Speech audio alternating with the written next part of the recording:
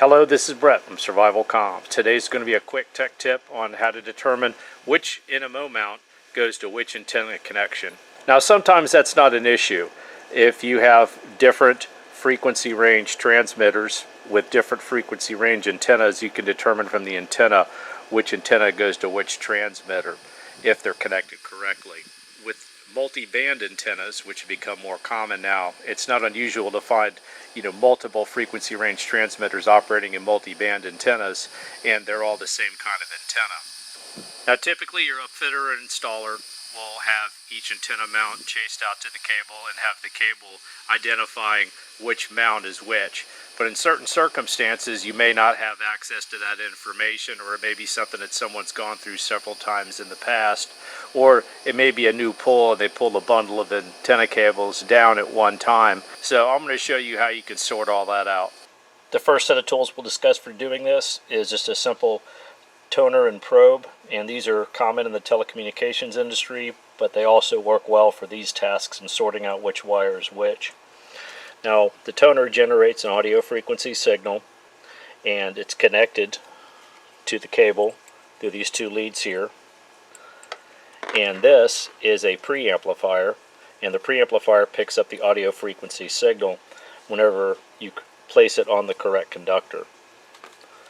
So you just merely turn this on.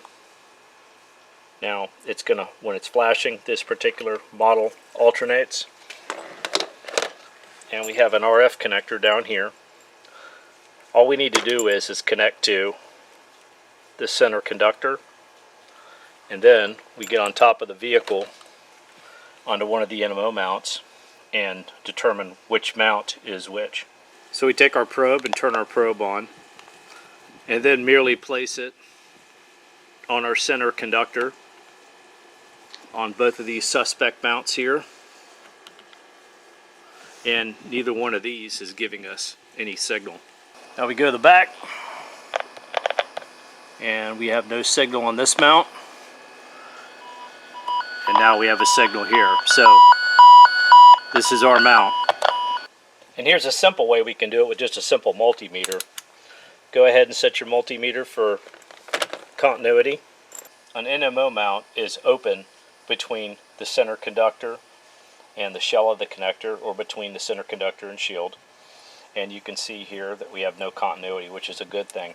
If you're ever testing an NMO mount and you have continuity between the center conductor and the shell of the connector, you need to go ahead and either check the RF connector, replace it, or check the mount itself. You may have a mount that's compromised. Now knowing this, what we can do is we can build ourselves just a simple shorting cap with tin foil, and what this does is when you thread this on top of the mount, it's going to create continuity between the center conductor and the shield of the connector, and allow us to use the multimeter to test that particular mount and locate it on top of the vehicle. So we take the mount that we want to test, and we merely just thread this on there, and we don't have to tighten it up. All we're doing is creating a short across the connector. And now back to the interior of the vehicle, we'll take our RF connector that we wish to test, and we'll see if it's shorted now. And we see that the connector is shorted, so we've located our mount. I hope this helps. This is Brett from Survivalcomms. Till next time.